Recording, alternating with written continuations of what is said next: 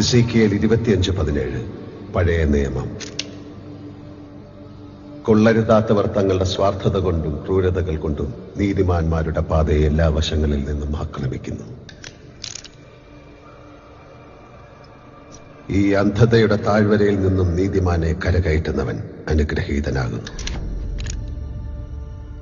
കാരണം അവൻ സത്യമായും അവന്റെ സഹോദരങ്ങളുടെ രക്ഷകനും വഴിതെറ്റിയ കുഞ്ഞാടുകളുടെ വഴികാട്ടിയുമാണ്. അതിനാൽ എന്റെ സഹോദരങ്ങളെ വിഷം കുത്തി നശിപ്പിക്കാൻ തുനിയുന്നവർ ആരായാലും അവരുടെ മേൽ അശനിപാതം പോലെ ഞാൻ പ്രഹരമേൽപ്പിക്കും. എന്റെ പകയിൽ നീറി ഒടുങ്ങുമ്പോൾ അവരറിയും ഞാൻ അവരുടെ ഒരേ ഒരു രാജാവായിരുന്നുവെന്ന്.